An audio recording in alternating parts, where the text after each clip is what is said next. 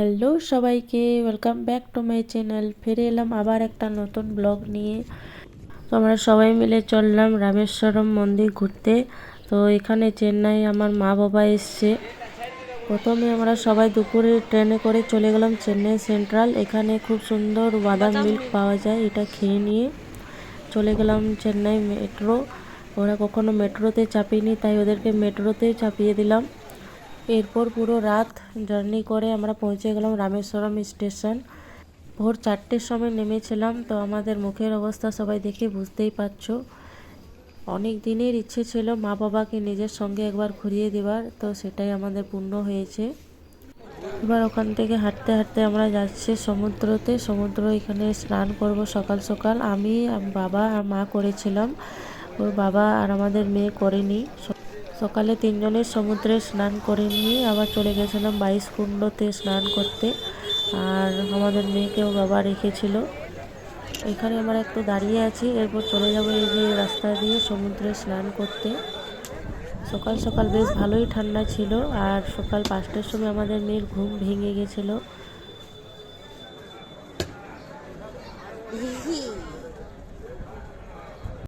মন্দির থেকে খুব পাশেই একটা সমুদ্রে আমরা স্নান করে নিলাম। ভোরবেলা সমুদ্রের জলটা বেশ ভালোই ঠান্ডা ছিল, খুব ঠান্ডা লাগছিল। আমাদের স্নান সব সেরে নেওয়ার পর চলে গেলাম হোটেলে ফ্রেশ হয়ে তৈরি হয়ে এবার আমরা চলে গেলাম মন্দিরে। এখানে সবাই মিলে মাথায় একটু টিক্কা নিয়ে নিলাম।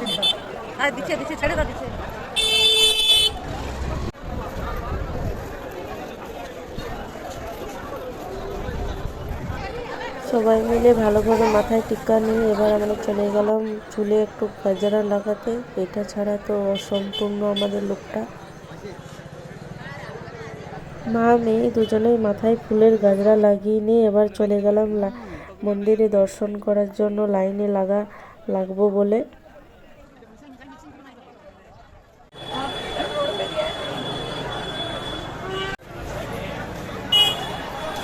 সবাই মিলে লাইনে লেগে পড়েছি। খুব একটা টাইম লাগেনি দর্শন করতে, আধা 1 ঘন্টার মধ্যে হয়ে পড়েছে।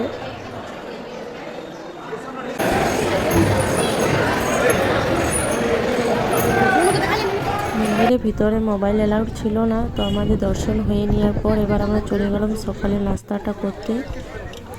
দর্শন করতে প্রায় 9টা বেজে গেছিলো, খুব খিদে পেয়ে গেছিলো। আমরা চলে এলাম সকালে নাস্তা করার জন্য হোটেলে। সবাই নিজের পছন্দ মতো নাস্তা অর্ডার করেছিল। আমরা লুচি, তরকারি, আবার ইডলি, ধোসা। তো নাস্তাটা করে নেওয়ার পর আমরা চলে গেলাম এখানে গাড়িতে করে ধনুষকোটি।